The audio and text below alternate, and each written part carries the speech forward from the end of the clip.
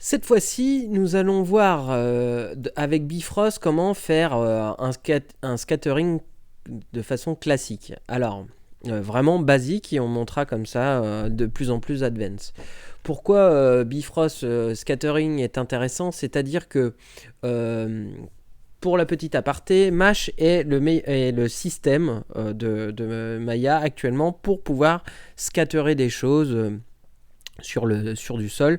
C'est ce qui est de plus répandu. Pour autant, c'est basé sur de la vieille techno de Maya qui date d'il y a très longtemps et les perfs s'en font sentir et ne nous permettent pas de faire des choses très advanced et atteindre les standards d'exigence de l'industrie.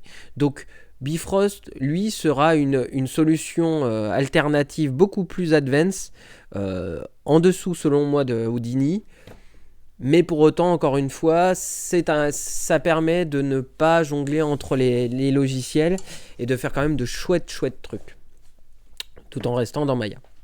Alors, cette fois-ci, donc, je pars toujours sur ma plane et je vais ajouter cette fois-ci un cube.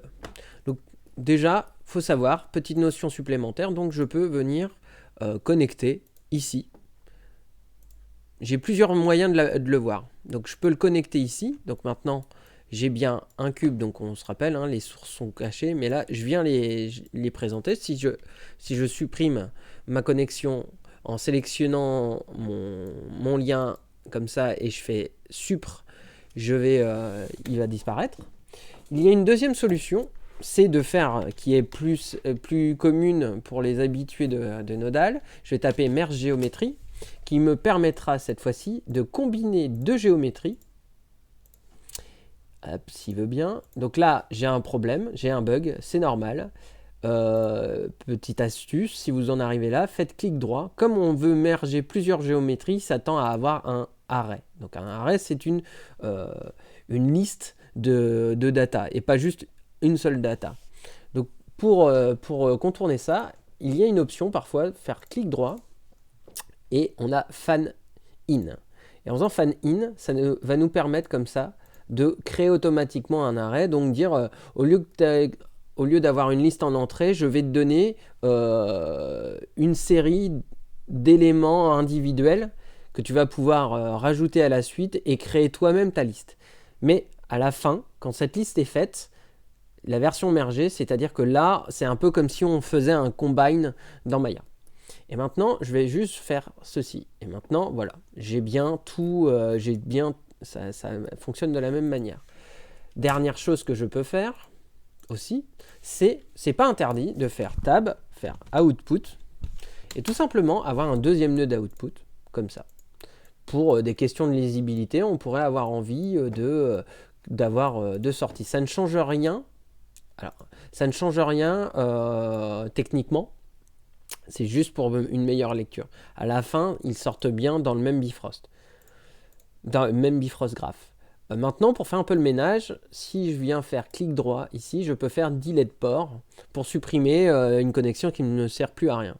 Voilà, donc je vais faire ça. Là, je vais faire CTRL Z et par exemple, je peux aussi manager l'ordre des ports. Donc par exemple, move port up pour que le 3 soit en premier. Et faire rename port et par exemple l'appeler Toto. Voilà. Donc voilà pour ce qui est du management des input-output. Je vais le déléter. Et donc, pour l'instant, j'ai un cube et une plane. Maintenant, ce que je veux faire, c'est créer du scatter. Donc, pour ceux qui n'ont pas l'habitude, je vais faire tab et je vais faire scatter et je vais faire scatter de points. Pourquoi ? Parce que le scatter, qu'il soit dans Mash ou dans Maya ou dans Houdini, dans ce que vous voulez, en fait, c'est, pour être exact, du particule instanceur. C'est-à-dire qu'on va d'un côté mettre des points sur une surface, plein de points sur une surface qui va être grosso modo où la position de ce point et d'autres informations, la position du point correspond au centroïde, donc le center pivot pour Maya, l'objet. Par exemple, si je prends mon cube, le center pivot, il est au centre. Et donc, Après, on va instancier, donc on aura une source et après on va l'instancier sur chaque point. Donc on va se servir tout simplement des points comme coordonnées pour positionner nos instances.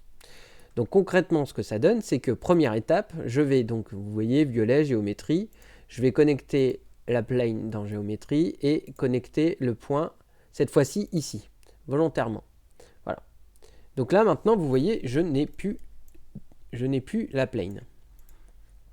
Donc on ne voit rien, c'est normal. Donc là, je vais peut-être me calmer un peu sur le nombre. On va en mettre 100 déjà, ça sera pas mal. Donc, il va utiliser la plane. Bifrost va utiliser la plane pour scatterer des points sur la plane avec selon les paramètres que vous allez rentrer. Donc pour l'instant, on ne voit pas le résultat. Je vais supprimer. Et on va faire cette fois-ci create. On va aller chercher create instance. Et là, comment ça se passe? D'un côté, vous allez donner les points, les connecter dans create instance. Voilà, comme ça. Ensuite, vous allez connecter le résultat. Et là, voilà. Là, on a le résultat.